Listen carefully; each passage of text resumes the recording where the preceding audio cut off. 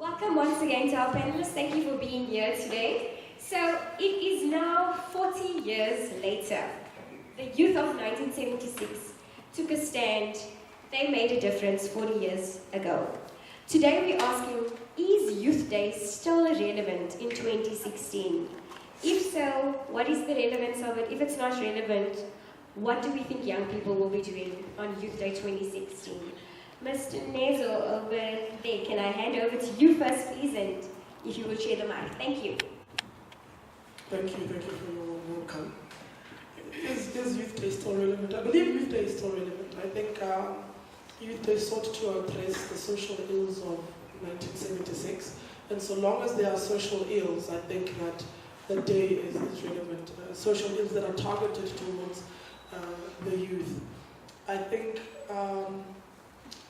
its relevance is unquestionable. However, your second question was, how will the youth be celebrating Youth Day? And I think that there's a lack of consciousness about how important Youth Day is and just how great an opportunity Youth Day is to address the social ills that we have. And so this desensitized consciousness, if you will lead a lot of youth.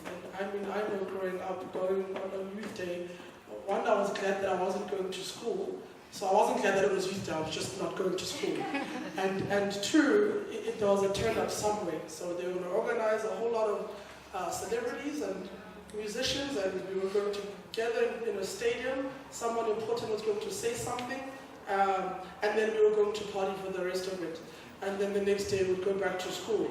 And I have no impact. The day has not made a difference in my life. There's nothing lasting that came out of it. So I do think that the day is relevant, but I think we need to approach it differently. Sure. Can we get some love for Nezo in the corner? Thank you. So we have kicked off with saying the day is relevant, but it has to have more impact.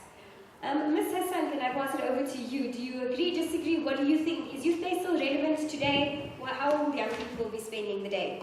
Thanks for having me, and thanks for the introduction. Look, I think it's relevant. I don't think it's fair for us to say it's not relevant. But in a post-1994, post-apartheid landscape, I think we need to be asking ourselves some very different questions. And I think that there's been a lot of apathy of the youth, particularly over the last 22 years, and that changed all of a sudden with Roads Must Fall. It changed with Fees Must Fall. Because all of a sudden what you saw was a post-1994 so-called born-free generation coming through into a higher education space, saying that actually the fight is not over. That actually what our parents fought for and what they died for, yes, was liberation. Yes, it's this constitution. Yes, it is a democracy. But it is by no means the end goal. By no means is the end of the journey. And I think now, and particularly this week, particularly around Youth Day, when we're forced to ask ourselves some very difficult questions around the youth of 2016 versus the youth of 76. I know this is leading into the next discussion. But we're forced to ask ourselves, is what was fought for in 1976 the same struggle that we're fighting now? And in some ways it is. And that's very scary. Because 40 years later, we can't be fighting the same struggle. And just before I close, and just before I hand over, I also want to talk very quickly just to put it into context. There's a lot of discussion and a lot of discourse around a rainbow nation and the born-free generation and all of this sort of, and I don't think it's wrong for us to be positive. We should be. We should be idealistic. But I think that as the youth, what we need to do now is start asking the very difficult questions. Questions about race, questions about land, questions about redistribution, questions that were not properly asked or dealt with post-1994. And that, for us, really needs to be where we're moving towards. And so the question of what are people on the 16th of June going to do? I suppose they can do anything they want, and that's the beauty of it. Because what our parents died for is the ability to do anything and everything that we want. But what I would hope for is that the youth of 2016 are going to conscientize themselves and are going to use every element of our freedom to build South Africa. So that tomorrow and the days after that, and our children and our grandchildren will not be fighting the same fights that we're doing today. Thanks.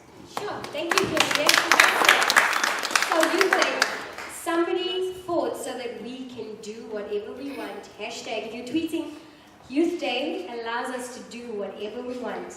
I want to take it to the entertainment space. Quinton, tell us your thoughts. Thank you for the introduction. I disagree.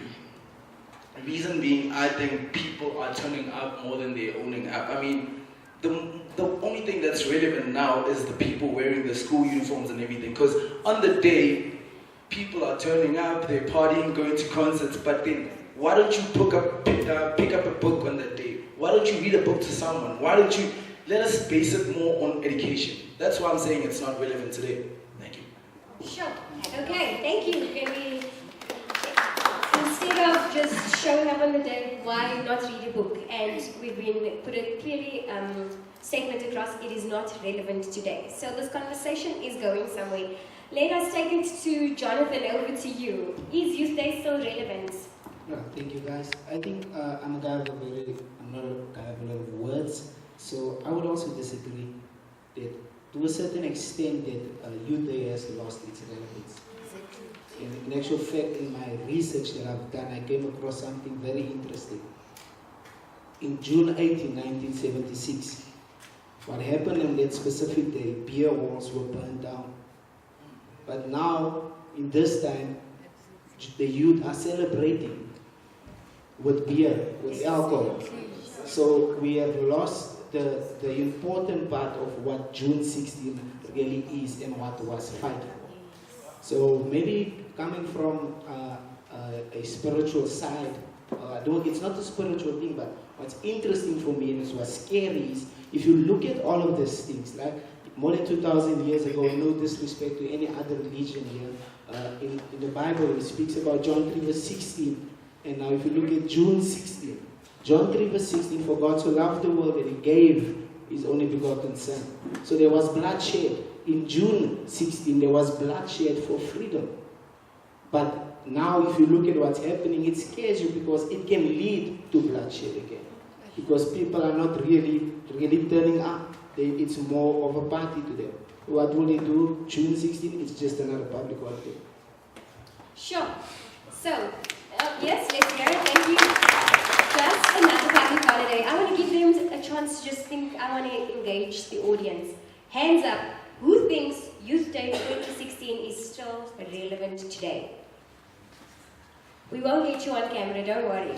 Your mother's not looking, your father's not looking, your youth leader's not looking. Youth Day, still relevant, 2016? Great, thank you. Youth Day, totally irrelevant, 2016. Hands up.